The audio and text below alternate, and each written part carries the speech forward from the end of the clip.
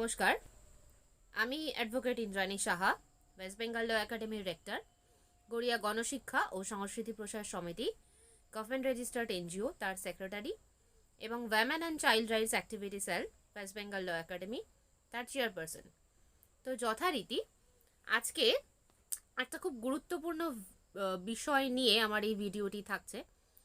তো নিশ্চয়ই জানতে চাও যে কোন বিষয় নিয়ে ভিডিওটি আজকের ইউটিউব ভিডিওটি আমি করছি। তোমাদের মধ্যে অনেকের একটা কনফিউশন থাকে যে এক্স্যাক্টলি আমাকে লয়ের ফার্স্ট সেমিস্টারে আমি এখন জয়েন করেছি, কি থার্ড সেমিস্টারে পড়ছি, কি ফিফথ সেমে পড়ছি, তো এক্স্যাক্টলি আমাকে বেয়ার অ্যাক্টটা কখন পড়তে হবে, বা আদৌ বেয়ার অ্যাক্ট পড়ার কোনো প্রয়োজন আছে কি না, যদি প্রয়োজন থাকে তাহলে এক্স্যাক্টলি বেয়ার অ্যাক্ট কীভাবে পড়তে হয়, তার মেথড কি।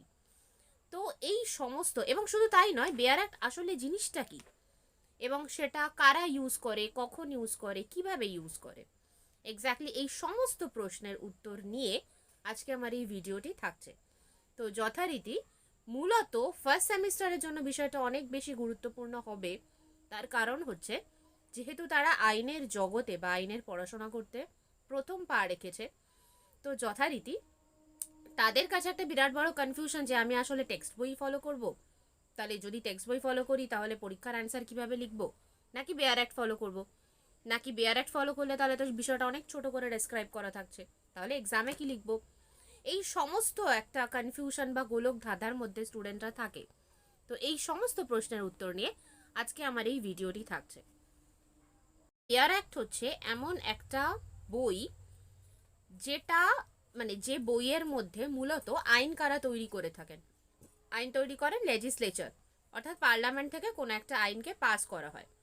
তো যখন পার্লামেন্ট থেকে কোনো একটা আইন পাস হচ্ছে, অর্থাৎ লেজিসলেচাররা যখন কোনো আইন পাস করছেন, ঠিক সেই ভাষাটাকে বেয়ার অ্যাক্ট নামক এই বইয়ের মোড়কে পাবলিশ করা হয়ে থাকে।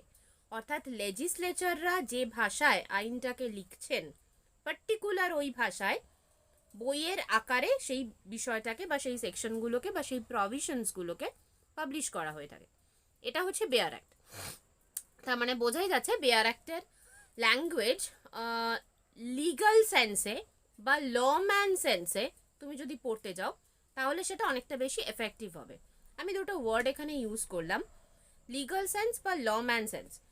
খেয়াল করো, তোমরা যারা এখন আইনের জগতে পা রাখছো বা আইন নিয়ে চর্চা করবে বলে স্থির করেছো, ফার্স্ট সেমিস্টারে পড়ছো, থার্ড সেমে পড়ছো, ইত্যাদি ইত্যাদি, তো তোমাদের আইন সম্পর্কে সম্পূর্ণ ধারণা কি ক্লিয়ার? না, নিশ্চয়ই ক্লিয়ার নয় বলেই ইউনিভার্সিটি এখনও তোমাদের হাতে ডিগ্রিটা দেননি, এবং তোমরা বিভিন্ন আইনের বিষয়গুলো নিয়ে পড়াশোনা করছো, চর্চা করছো। অর্থাৎ তোমরা এখনও কিন্তু লম্যান সেন্সে আইনটাকে নিয়ে ভাবতে পারোনি। অর্থাৎ তোমরা কমন ওয়েতে, কমন ম্যানের যে সেন্স, সাধারণ ভাষায় যেটা আমরা বুঝি আইনের প্রভিশনস বলতে, তোমরা সেই ভাষায় আইনটাকে পড়ছো বা শিখছো। তো বেয়ার অ্যাক্ট কাকে বলে সেই বিষয়টা তো আমি ক্লিয়ার করলাম। এবার আমরা আসি হচ্ছে যখন কোনো বিষয়কে তুমি পড়বে, অর্থাৎ তোমার স্টুডেন্ট লাইফে তুমি বেয়ার অ্যাক্টটাকে কিভাবে অ্যাপ্লাই করবে। এটা সব থেকে বেশি এই বিষয় নিয়ে সমস্যার সম্মুখীনে পড়ে ফার্স্ট সেমিস্টারের স্টুডেন্টরা, কারণ তারা ম্যাক্সিমামই Bengali medium student, Bengali medium থেকে বিলং করছে, করে ডিরেক্টলি সবকটা সাবজেক্ট, 5টা সাবজেক্টই তাদেরকে ইংলিশে পড়তে হচ্ছে, যেটা সব থেকে বড় একটা সমস্যা স্টুডেন্টদের জন্য। কারণ বাংলা থেকে ইংলিশে ভাঙা ভাঙা করে কথা বলাটা সম্ভব, কিন্তু ইংলিশে টোটাল 80 মার্কসের কোয়েশ্চেন পরীক্ষার খাতায় সময়ের মধ্যে নামানো খুব কষ্টকর বিষয়। তো দ্যাটস ওয়াই সব থেকে বড় প্রবলেম বা কনফিউশনে পড়ে হচ্ছে ফার্স্ট সেমিস্টারের স্টুডেন্টরা, যে বেয়ার অ্যাক্ট যেই মুহূর্তে তাদের সামনে আসছে, বেয়ার অ্যাক্টের ল্যাঙ্গুয়েজে যথেষ্ট সোজা কথা সিম্পল সেন্টেন্স থাকে না, কমপ্লেক্স সেন্টেন্সে লেখা থাকে। Here in with, therefore, etcetera বিভিন্ন কনজাংশন ইউজ করার মাধ্যমে সেন্টেন্সটাকে কমপ্লেক্সে পরিণত করা হয়। তোমরা ইংলিশ পড়েছো না, ইংলিশ গ্রামার তোমাদের ছিল, তো সেখানে তোমরা সেন্টেন্সের মেথড পড়েছিলে, complex sentence, simple sentence, compound sentence. তো তাহলে বেয়ার অ্যাক্টে সিম্পল সেন্টেন্স ইউজ করা হয় না, কি ইউজ করা হচ্ছে? Complex sentence. ওয়্যারঅ্যাজ তুমি যদি টেক্সট বুকটা একটু একটা দুটো পেজ যদি একটু রিড করো, ওখানে দেখতে পাবে ইন জেনারেল এমন ল্যাঙ্গুয়েজে লেখা থাকছে যেখানে মোটামুটি তোমার ইংলিশ খুব উইক হোক কি খুব স্ট্রং হোক কি মিডিয়াম হোক, তুমি মোটামুটি নিজে পড়ে বুঝতে পারছো যে এক্স্যাক্টলি বইটা কি বলতে চাইছে বা পার্টিকুলার একটা প্রভিশন কি বলতে চাইছে, তাই না? সেখানে তুমি একটা একটা জাস্ট যে কোনো একটা প্রভিশনকে ওপেন করবে টেক্সট বুকে, ওখানে দেখবে তুমি যে বইটা লিখছেন তার নিজের পয়েন্ট অফ ভিউ তিনি এস্টাবলিশ করছেন লেখার মাধ্যমে। মেইন প্রভিশনটা তো থাকছেই, তার পাশাপাশি তার নিজের পয়েন্ট অফ ভিউ থাকছে। তাতে সুবিধা কোথায়? তাতে সুবিধা হচ্ছে তুমি যখন আরেকজন ব্যক্তির পয়েন্ট অফ ভিউ জানতে পারছো, তিনি একটা পার্টিকুলার আইন নিয়ে, তিনি একটা পার্টিকুলার টপিক নিয়ে কি ভাবছেন সেটা তুমি যখন জানতে পারছো, একই ওয়েতে সেটা তোমার মাথায় কি চলছে তুমি আরেকটা নিজের পয়েন্ট অফ ভিউকে এস্টাবলিশ করতে পারবে। কেন পারবে বলো তো? কারণ তুমি এটা বুঝতে পারছো যে আচ্ছা তাহলে এই প্রভিশনটার মিনিং হচ্ছে এই রকম, তার পাশাপাশি আরেকজন ভদ্রলোক বা ভদ্রমহিলা তিনি এইটা এরকম ভাবে তিনি দেখছেন আইনটাকে। আচ্ছা তাহলে আমি তো এটাকে এরকম ভাবে দেখতে পারি, অর্থাৎ তোমার তখন নিজের মানসিকতা বা তোমার নিজের একটা পরিস্থিতিকে বিশ্লেষণ করার ক্ষমতা তৈরি হবে, ইন্টারপ্রেট করার ক্ষমতা তৈরি হবে বা ব্যাখ্যা করার ক্ষমতা তৈরি হবে। এবার তোমাদের মনে প্রশ্ন আসতেই পারে যে তাহলে ম্যাম আমরা তো ল স্টুডেন্ট, তাহলে আমরা বেয়ার অ্যাক্ট পড়বো না? বেয়ার অ্যাক্ট না পড়লে তো আলটিমেটলি ইন ফিউচারে প্র্যাকটিসে তো অনেক সমস্যা হবে, বা আমরা যদি কোনো কম্পিটিটিভ এক্সামে বসতে চাই তাহলে সেক্ষেত্রে অনেক বেশি প্রবলেমের সম্মুখীন হতে হবে। উত্তরটা হচ্ছে আমি একবারও বলছি না যে বেয়ার অ্যাক্ট তোমরা ফলো করবে না, কিন্তু বেয়ার অ্যাক্ট ফলো করার একটা নির্দিষ্ট মেথড রয়েছে। কি সেই মেথড? সেই মেথডে আমি আসছি একটু পরে। তার আগে তোমাদের মনে হতেই পারে যে ম্যাম এতক্ষণ ধরে যে কথাগুলো বললো যে বেয়ার অ্যাক্টে একটু কমপ্লেক্স সেন্টেন্স ইউজ করা হয়, ওয়্যারাজ আমি যদি টেক্সট বুকে দেখি সেখানে আরও একটু ইলাবোরেট ওয়েতে একের থেকে অধিক ইলাস্ট্রেশন থাকছে, একের থেকে অধিক পয়েন্ট অফ ভিউ থাকছে, তো যেটা বেয়ার অ্যাক্টে পাওয়া যাচ্ছে না, একের থেকে অধিক কেস ল থাকছে যেটা বেয়ার অ্যাক্টে পাওয়া যাচ্ছে না। তাহলে এই কথাটাকে জাস্টিফাই কিভাবে করা যাবে? আমি জাস্ট দু তিনটে বিষয়কে একটু ইলাবোরেট করার চেষ্টা করি, তাহলে আশা করি প্রবলেমটা তোমাদের একটু ক্লিয়ার হবে। দেখো আমার কাছে ইন্ডিয়ান কন্ট্রাক্ট অ্যাক্টের একটা বেয়ার অ্যাক্ট রয়েছে, যেখানে সেকশন টু ক্লজ এইচ আমরা একটু পড়বো। বেয়ার অ্যাক্টের ভাষায় আগে পড়ি যে বেয়ার অ্যাক্ট কি বলতে চাইছে। বলছে an agreement enforceable by law is a contract, অর্থাৎ এমন একটা এগ্রিমেন্ট, সেই এগ্রিমেন্টটা যদি ল দিয়ে এনফোর্সেবল হয় তাহলে আমরা সেটাকে কন্ট্রাক্ট বলবো, রাইট? অর্থাৎ এবার দেখো সেকশন 10 কি বলছে বেয়ার অ্যাক্টের আন্ডারে, ঠিক আছে? আমি পড়ছি, all agreements are contract if they are made by free consent of the parties competent to contract. তাহলে দুটো এখানে ইনফরমেশন দেওয়া হয়েছে। এক, প্রত্যেকটা এগ্রিমেন্ট কন্ট্রাক্ট হবে যখন পার্টিদের ফ্রি কনসেন্ট থাকছে, অর্থাৎ তাদের মতামতটা ফ্রি থাকছে। কম্পিটেন্ট টু কন্ট্রাক্ট, তারা কন্ট্রাক্ট করার যখন যোগ্য হবে। ফর আ লফুল কনসিডারেশন, একটা স্পেসিফিক কনসিডারেশন দিতে হবে, অর্থাৎ কিছু রিটার্নে দিতে হবে। আচ্ছা, and with a lawful object, একটা লফুল অবজেক্ট থাকবে, অর্থাৎ একটা স্পেসিফিক পারপাসে কন্ট্রাক্টটা করা হচ্ছে, যে পারপাসটা lawful. And are not hereby expressly declare to be void, এবং যে কন্ট্রাক্টটা এক্সপ্রেস ওয়েতে ভয়েড হচ্ছে না, অর্থাৎ বাতিল হচ্ছে না। বাস সেকশন 10-এ আপাতত এইটুকুনি বলা থাকছে যে একটা স্পেসিফিক কন্ট্রাক্ট হওয়ার জন্য কি কি এসেনশিয়াল এলিমেন্ট প্রয়োজন রয়েছে। কি কি প্রয়োজন? পার্টিদের কম্পিটেন্সি থাকা প্রয়োজন, ফ্রি কনসেন্ট থাকা প্রয়োজন, ভয়েড একদমই হবে না, লফুল কনসিডারেশন থাকবে এবং লফুল অবজেক্ট থাকবে। আচ্ছা খেয়াল করো, এইখানে এই লফুল অবজেক্ট বলতে আমরা কি বোঝাবো, লফুল কনসিডারেশন বলতে আমরা কি বোঝাবো, কম্পিটেন্সি অফ দ্য পার্টি জন্য আলাদা অবশ্যই একটা চ্যাপ্টার রয়েছে, এক্স্যাক্টলি এটার ইলাবোরেশন কিভাবে আমরা করব। ফ্রি কনসেন্টের কিছু স্পেসিফিক ছোট ছোট এক্সাম্পল, তার জন্য আবার আমাকে আলাদা একটা সেকশনকে ফলো করতে হচ্ছে। তো তুমি যদি এই টোটকাটা না জানো যে কোন সেকশনের পরে বেয়ার অ্যাক্টে আমাকে কোন সেকশনটা রিলেট করে পড়তে হবে, তাতে আলটিমেটলি কিন্তু পুরোটা মাথার ওপর দিয়ে বাউন্স করে বেরিয়ে যাবে।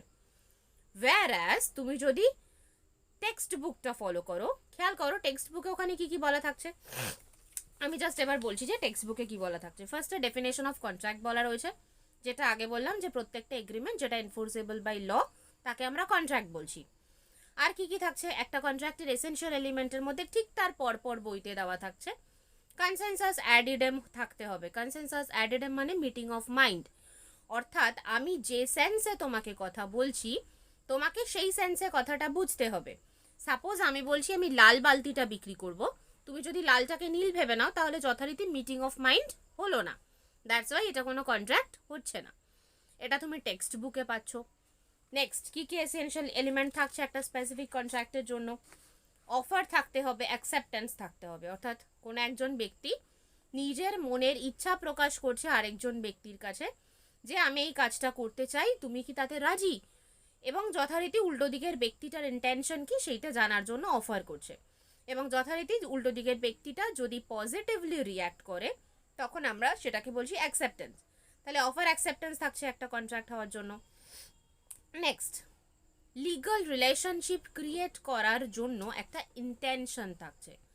তোমার সাথে আমার কোনো পার্সোনাল সম্পর্ক তৈরি করার জন্য আমরা কন্ট্রাক্ট করতে চাইছি না, আমরা চাইছি একটা লিগাল রিলেশনশিপ তৈরি করতে। তো তার জন্য আমাকে প্রিপেয়ার থাকতে হবে। এই এসেনশিয়াল এলিমেন্ট আমি টেক্সট বুকে পাচ্ছি। নেক্সট, আচ্ছা প্রত্যেকটা এসেনশিয়াল এলিমেন্টের সাথে সাথে কিন্তু আলাদা আলাদা করে কেস ল তুমি টেক্সট বুকে পেয়ে যাচ্ছ, তার পাশাপাশি তার স্পেসিফিক এক্সাম্পলও তুমি টেক্সট বুকে পেয়ে যাচ্ছ। নেক্সট, লফুল অবজেক্ট হতে হবে। সাপোজ আমি যদি একটা কন্ট্রাক্ট করি যে তুমি যদি ক্যাপিটাল এ নামক ব্যক্তিকে মার্ডার করো তাহলে আমি তোমাকে 50,000 টাকা দেবো। তাহলে এই যে বিষয়টা বললাম যে অবজেক্টটা নিয়ে আমি কন্ট্রাক্টটা করলাম, অবজেক্টটা ইটসেলফ আনলফুল বা ইললিগাল, দ্যাটস ওয়াই এটা একটা কন্ট্রাক্ট হবে না। এক্সাম্পলটা বইতে পেয়ে যাচ্ছ। নেক্সট, পার্টিদের ক্যাপাসিটি থাকতে হবে কন্ট্রাক্ট করার জন্য, অর্থাৎ তার বয়স 18 ইয়ার্সের ওপরে হতে হবে, আনসাউন্ড মাইন্ড হলে সে কন্ট্রাক্ট করতে পারবে না, ল দ্বারা ডিসকোয়ালিফাইড হলে সে কন্ট্রাক্ট করতে পারবে না, ফ্রি কনসেন্ট থাকতে হবে একটা কন্ট্রাক্ট হওয়ার জন্য, অর্থাৎ কেউ ভয় দেখিয়ে, কেউ জোর করে, কেউ তোমাকে ইনফ্লুয়েন্স করে কোনো একটা কন্ট্রাক্ট করতে বলতে পারবে না। এই ধরনের আরও আছে, এই ধরনের। আচ্ছা আরেকটা জিনিস সেটা হচ্ছে সার্টেন হতে হবে, যে অবজেক্টটা সেটা নিশ্চিত হতে হবে। যেমন আমি ধরো দোকানে গিয়ে বললাম যে আমাকে 2 লিটার তেল দেবেন, তো খেয়াল করো আমি একটা ভুল কথা বললাম বা একটা জিনিসকে স্কিপ করে গেলাম। আমাকে কোন তেল দেবে, নারকেল তেল নাকি সর্ষের তেল নাকি কেরোসিন তেল, আমি সেটা দোকানদারকে বললাম না কিন্তু। তার মানে আলটিমেটলি স্পেসিফিক হতে হবে বা সার্টেন হতে হবে অবজেক্টটা। এই সমস্ত ডিসকাশনগুলো যেগুলো আমি, ভিডিওটা অনেকটা লম্বা হয়ে যাবে বলে আমি খুব ডিটেলসে বলছি না, তারপরেও চেষ্টা করছি যতটা সম্ভব বলা যায়, কিন্তু আরও বেশি ইলাবোরেট ওয়েতে তুমি একটা টেক্সট বুকে পেয়ে যাচ্ছ। ওয়্যারঅ্যাজ তুমি বেয়ার অ্যাক্টে কি পাচ্ছ, বেয়ার অ্যাক্টে জাস্ট মেইন প্রভিশনটা পাচ্ছ যেটা লেজিসলেচার পাস করেছে, যেটা তোমাদের অবশ্যই কাজে লাগবে নিজেদের প্র্যাকটিসিং লাইফের জন্য। কিন্তু খেয়াল করো তুমি এখনো এবিসিডি শেখোনি, তুমি কি একটা ওয়ার্ড তৈরি করতে পারবে? না নিশ্চয়ই। আচ্ছা তুমি একটা ওয়ার্ড বানানো শেখোনি, তুমি কি পারবে একটা সেন্টেন্স তৈরি করতে? না নিশ্চয়ই। সেই রকমই স্টুডেন্ট লাইফ হচ্ছে নিজেকে তৈরি করার সময়। দেখো আরও কয়েকটা এক্সাম্পল দিই। যেমন ধরো বেয়ার অ্যাক্টে বলা থাকছে সেকশন 2 ক্লজ জিতে বলা থাকছে what is the meaning of void contract, অর্থাৎ একটা কন্ট্রাক্ট কখন ভয়েড হবে। An agreement not enforceable by law is said to be void. একটা এগ্রিমেন্ট যেটা ল দ্বারা এনফোর্সেবল হবে না, যে এগ্রিমেন্টটাকে ল দিয়ে বাধ্য করা যাবে না, এনফোর্স করা যাবে না, তাকে আমরা বলছি ভয়েড কন্ট্রাক্ট। ব্যাস শুধু এইটুকুনি ডেফিনেশন বলা রয়েছে বেয়ার অ্যাক্টে। এবার যথারীতি তোমার মনে প্রশ্ন অ্যারাইজ করছে যে কোন ধরনের এমন এগ্রিমেন্ট থাকতে পারে যেটাকে আমরা ল দিয়ে বাধ্য করতে পারবো না। খেয়াল করো এটার ইলাবোরেশনটা তুমি পাচ্ছ টেক্সট বুকে। যেমন ভয়েড এগ্রিমেন্ট, ধরো একটা মাইনর পার্সন, পার্টিদের কম্পিটেন্সির উপর ডিপেন্ড করে যে কোন একটা কন্ট্রাক্ট ভ্যালিড হবে নাকি ভয়েড হবে। অর্থাৎ যার বয়স 18 বছরের নিচে তার সাথে তুমি কোনো কন্ট্রাক্ট করতে পারছো না, অর্থাৎ মাইনর পার্সন, তার সাথে তুমি যদি একটা কন্ট্রাক্ট করো সেই কন্ট্রাক্টটা শুরুর থেকেই বাতিল হবে, যেটাকে আমরা আইনের ভাষায় বলি ভয়েড অ্যাব ইনিশিও। অর্থাৎ এই যে ওয়ার্ডটা বললাম ভয়েড অ্যাব ইনিশিও, এই ওয়ার্ডটা তুমি টেক্সট বুকে পাচ্ছ। whereas এই ভয়েড অ্যাব ইনিশিও কথার মানে কি ফ্রম দ্য ভেরি বিগিনিং, একদম শুরুর থেকে, সেই কথাটার মানেও কিন্তু তুমি টেক্সট বুকে পাচ্ছ। ঠিক আছে, আবার ভয়েডেবল কন্ট্রাক্ট, ভয়েডেবল কন্ট্রাক্টে কি বলছে, পার্টির অপশনের ওপর ডিপেন্ড করছে যে কন্ট্রাক্টটা। এক্সাম্পল বেয়ার অ্যাক্টে কি বলছে, বলছে সেকশন 2 ক্লজ আই বলছে an agreement which is enforceable by law at the option of the one or more of the parties thereto but not at the option of the other or others is a voidable contract. অর্থাৎ যখন কন্ট্রাক্টের পার্টিদের ইচ্ছার ওপর depend করবে, পার্টিদের অপশনের ওপর depend করবে যে আমি কন্ট্রাক্টটাকে এগিয়ে নিয়ে যেতে চাই নাকি আমি কন্ট্রাক্টটাকে এগিয়ে নিয়ে যেতে চাইছি না, তখন আমরা সেটাকে ভয়েডেবল কন্ট্রাক্ট বলবো। তাহলে তোমার মনে প্রশ্ন আসতেই পারে যে তাহলে ভয়েডেবল কন্ট্রাক্টের এক্সাম্পল কি হতে পারে, মানে কোনগুলোকে আমরা ভয়েডেবল কন্ট্রাক্ট ইত্যাদি ইত্যাদি বলছি। চলে যাও টেক্সট বুকে, খেয়াল করো যখন তোমার ফ্রি কনসেন্ট থাকছে না, সাপোজ এক্সাম্পল তোমাকে কেউ ভয় দেখিয়েছে যে তুমি যদি এই কন্ট্রাক্টটা না করো তাহলে তোমার ফ্যামিলি মেম্বারের ক্ষতি করা হবে, এবং যথারীতি সেই ভয় তুমি একটা কন্ট্রাক্ট সাইন করলে, তখন তোমার কি মনে হতে পারে যে আচ্ছা ঠিক আছে করে ফেলেছি যখন সাইন, চলো এগিয়ে নিয়ে যাই, 1 বছরেরই তো ব্যাপার। আবার তোমার এটাও মনে হতে পারে যে কেন আমাকে ভয় দেখিয়ে এই কন্ট্রাক্টটা করাবে, বা কেন আমাকে ভয় দেখিয়ে কন্ট্রাক্টটা সাইন করাবে, আমি এর কন্ডিশনস মানবো না। তাহলে দেখো তোমার চয়েসের ওপর ডিপেন্ড করছে, তোমার অপশনের ওপর ডিপেন্ড করছে যে whether you want to carry on the contract or not. এই যে এক্সাম্পল, এই যে ইলাস্ট্রেশন, এই যে ইলাবোরেশন, এই যে ইন্টারপ্রিটেশন, এটা কমপ্লিট ওয়েতে তুমি কিন্তু টেক্সট বুকে পাচ্ছ। এই অবধি আশা করি ক্লিয়ার যে টেক্সট বুক আর বেয়ার অ্যাক্ট এর মধ্যে ডিফারেন্সটা কোথায়। আমি কিন্তু এতক্ষণ পর্যন্ত দুটোর ডিফারেন্স বললাম যে টেক্সট বুক আর বেয়ার অ্যাক্টের মধ্যে কি সম্পর্ক।